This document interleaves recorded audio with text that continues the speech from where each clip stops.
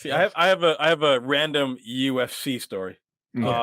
I don't know if you saw the picture earlier, but many years Ah. ago, I was in Vegas hosting a paintball game, and it was a charity for Randy Couture, which was very cool. And oh, hold on, I don't know if you can see that, but he actually hooked that up for me. Oh, nice. That's really cool. He ruined it though, huh? Oh, it's a piece of paper though, huh? It's a no, Oh, it's on, maybe it's there's on the something you see. I goggles. understand. Yeah, he's It's making on You the- ruined your goggles. It's supposed to be so hard to see out of those. You see all the goggles behind me, bro? But Yeah, now what's he gonna do?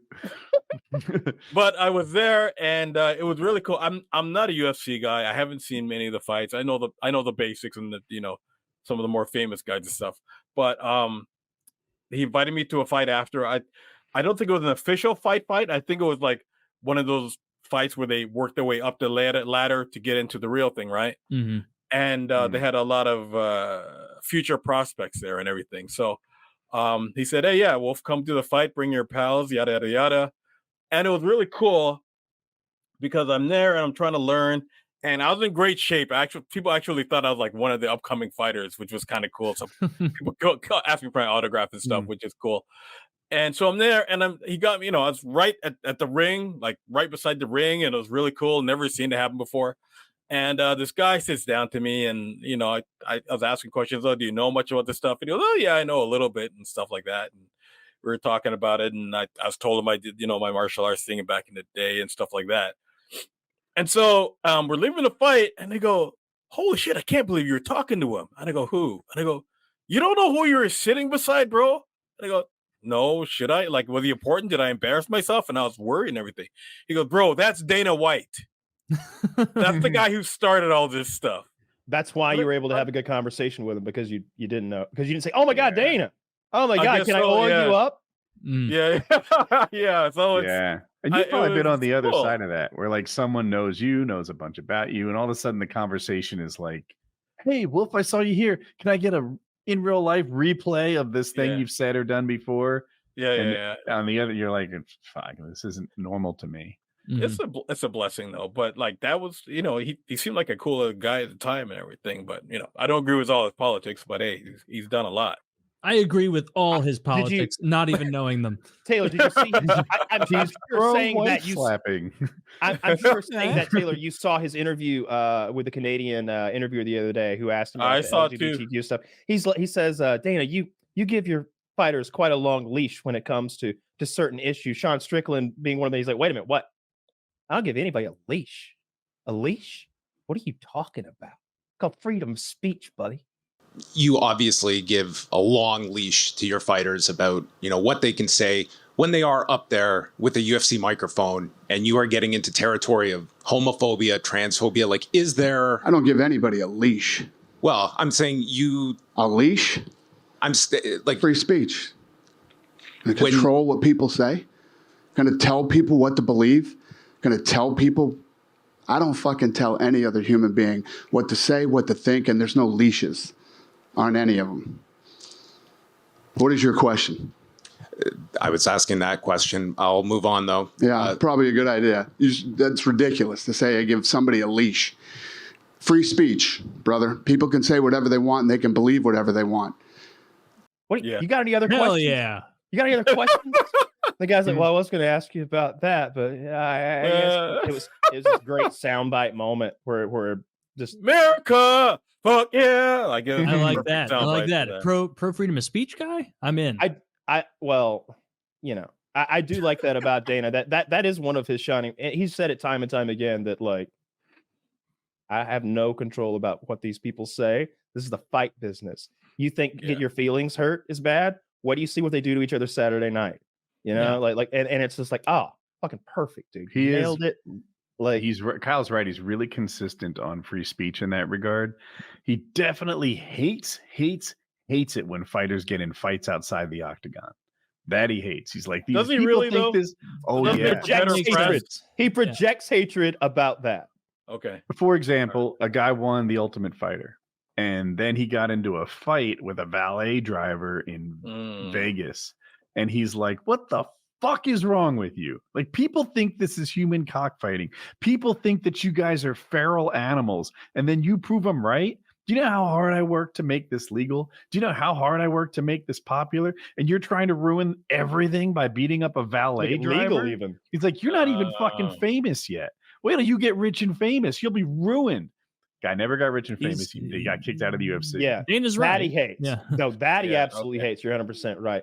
But what I think he's always happy to like utilize and promote is, you know, when Conor threw that dolly, but like everything else aside, like let's just, if it had just been Khabib in there alone and he threw in the bus, dolly, yeah. But there were I don't other think he fighters, liked Rose getting glass in her eye or whatever happened. Yeah, Rose got emotionally traumatized. Yeah, it bothers somebody me how got glass soft in their Rose eye. is. And then maybe it was Ray Borg or somebody like that. I don't recall. Conor Was gave it him a that check. skinny guy? Conor wrote him a check later. I remember the guy wears glasses. I remember that about him. He's a white guy with brown hair. That's you know. It's Michael Chayoff or something. Chiesa. Yeah, Chiesa. Yeah. That guy got some glass in his fucking eyes, and it's like, God damn it. I don't like that as a Conor fan. You know, it's like people are literally catching strays, Conor. You couldn't. Mm-hmm. But on the other hand, Dana immediately I remember he went on live right afterwards, and he's like in a back room somewhere, you know, and he's just like, this is awful. What's happened? Blah, blah, blah. You know, we don't like this. Did a great job. But then like 3 months later, that video is in the promotional footage, like set to music, and Ron Perlman is narrating the shit. I wonder, I'd love That's to what get I'm Dana saying, right? It worked. Oh, when life gives you lemons. There's no bad press, bro. I'd love to get Dana like with some true serum and find out how he really feels, because what he tells us is he hates this. But his actions say, like, you know, he's not afraid to sell it, but it's there. He's going to not use it. He's going to only take the downside and not capitalize on what could be a good side. I have had drama where like my back and forth made money. Like my videos were getting, I don't know, 150,000 views each. And then suddenly they're getting 250,000 views each. But I'm like hurting inside. Like this is stressing me out. I was worse back in the day. You know, I really took like emotional damage from this thing. Yeah. And people are like, "What? He doesn't care. He made an extra $2,000 off this." It's like I would pay $2,000 to have just avoided all this. Yeah. I wonder where Dana falls on that spectrum, because you know, he made money, but would he also wish that event didn't happen? I don't know. No, I think he's ruthless at the core. You know, because he came from humble beginnings, having to scrap, and he built this thing. I mean, he clawed his way. Was he poor? He not poor, but he was a working guy. You know, he did like Zumba, like ladies, like aerobics classes and shit like that. Like borderline martial arts. You know what I mean? Like Taibo. So he was a boxer, but not a good one. Like he aspired. I mean, to professionally though. Like he had those Zumba classes or whatever. He had dreams of being a pro boxer, but then he realized pretty early on that he wasn't going to be that guy. So he was like doing boxer size classes. And before he got into fight promoting. So and then he's got this big lie about being ran out of Boston by is that a lie? It was a mob. I mean, come on. Well, it's not just a mob. Boxing Federation. It's like it's what's his name? Whitey Bulger chased him out. Oh, like a you know, Jesus. Johnny Depp played Whitey Bulger in the movie. Yeah. If you haven't seen the movie, Johnny Depp has these crazy contacts. He looks maniacal. It's like a monster. That movie was dark, bro. Yeah, that dark movie. When he shows up, I think he's got a Mini 14 or something, shooting it from like the hip. Ping, ping, ping. It's a cool movie. They just caught that guy like maybe 5 years ago. He was old as shit. They had the whole like sting on camera. You know, he's an old guy now, retired, coming out of an elevator, and they surround him with FBI and shit. He's fuck. And then he got killed in prison. I think they stabbed him up. That kind of had it coming. I'm gonna say a lot of those gangsters. He murdered a lot of people. He kind of had it coming, bro. Yeah, he murdered a lot of people. But yeah, I don't know. I'm feeling kind of down on the UFC and just sports in general lately. You know, I have torn off baseball. I mean business. I won't watch a single game. I'll never buy another piece of merch again. Fuck you, Braves. Win 2 in a row and then I'll come back. 2, not 1. 2 in a row. They're favored. You know, they're favored this year to win again. Fuck you. No way they do. No way they have. No. Fuck you. The Dodgers will knock them out. The Dodgers. Absolutely, the Dodgers will knock them out, and like a terrifying fashion too. It'll be embarrassing when they do it. It'll be the Cardinals will be back to being great before I know it. All I have is the Bulldogs, and we got fucked this year. We got it's been sad. It's been sad. All my UFC champions got knocked the fuck out. All of them, Taylor. John Jones is the last. All of them. Strickland lost by decision. I don't think John Jones lost. They all lost. I don't think John Jones is an active fighter anymore, so that doesn't bode well for you, right? He absolutely is an active fighter. He's the heavyweight champion of the fucking world. What I would want to see from Dana. He's the heavyweight champion. What I'd want to see from Dana is to see him crack open the books to see what he could really afford to pay fighters for purse. You know what? It's funny. On one hand, I want the fighters to be rich, right? We all want that. It's easy for me to give someone else's money to a fighter that I like. All right, cool. The downside is, as soon as you give these fighters money, they stop fighting. And I hate that. I like them hungry. I like them broke. People say, oh, we should have two organizations, UFC and make it Bellator. That way they have to compete, and whoever pays more will get the better fighters. I'm like, fuck no. I want them to fight each other. Back when there was Pride in UFC, and you were like, oh, I wonder how freaking Matt Hughes would do over in Pride. We'll never know. It's not going to happen because there are two organizations. The best teams didn't play each other. That sucks. Yeah, but when you can make more money fighting Jake Paul than in the actual UFC, that's kind of pathetic, bro. Like, I disagree. Yeah. I think that's a product of a perfect storm of social media content, and that can't be compared to what's going on in the UFC. But didn't Strickland just have a huge rant about that? About not being everybody wants a raise. Everybody wants a fucking raise. But no, look, they could absolutely afford to pay them more. They don't fight enough as it is. Fight 3 times a year and then come back for a raise. That's what I would say. These people fight once a fucking year. A lot of them fight once every 2 fucking years. The champion at 155 pounds, when does he fight? Okay, Ramadan's coming up again, isn't it? I guess we'll put off the first half of this year, eh? Maybe you'll fight next December. Maybe. But do you rate it on how many times they fight, or how much money the actual fight is making? I think they're independent from one another. I want 2 a year, whether you're doing well or bad. Like 2 should be I think Will's point is like, bare minimum. If you sell 1 million pay-per-view and fight once a year, you're worth this much. If you sell 750,000 and fight twice a year, maybe you're worth just as much. Well, what Dana would say is everybody's got a contract. They signed it. They signed. Well, in this case, I'm talking about champs. The people. What I'm saying, I'm talking about the title. I don't think they need more money. I think Dana White needs more money. That man likes to play blackjack. But I don't see what's Sean Strickland going to making strong points. Are you going to get another dirt bike, Sean? You're good. Sean Strickland's already got his fucking Tesla. He's already living high. He's changed his whole life. He's in silk sheets now. Like, he has all these videos. Like, look at my dumpy apartment and my shitty car. None of that. Well, that was a year ago. Yeah, I know. It was 1 year ago. Now all that shit's been changed. He's not the same guy. And he lost. Even when you see like real boxers, and I'm not talking about the YouTuber stuff, but real boxers, like their purses are still way up there, right? At the top. So the UFC card, I think it's better to be a middle of the road UFC fighter than a middle of the road boxer. Because in boxing, all the money's at the top of the card. Whereas in the UFC, it's spread out a little bit more. But the top of the card is way better than the UFC. Yeah. And nobody watches the boxing card anyway. Like I can't imagine watching an up and coming boxer fight another up and coming boxer. But in the UFC, it's like these dudes are hungry. Everything's an event. Like they're getting paid like $6,000 to show and $6,000 to win and shit like that. Like, oh my God, like they're going to lose money if they don't win this fight. They're going to owe that money. Low? Yeah, at the bottom it is. In like 10 cents. Not that low, bro. No way. If they have a contract, is it 15-15 or is it 10-10?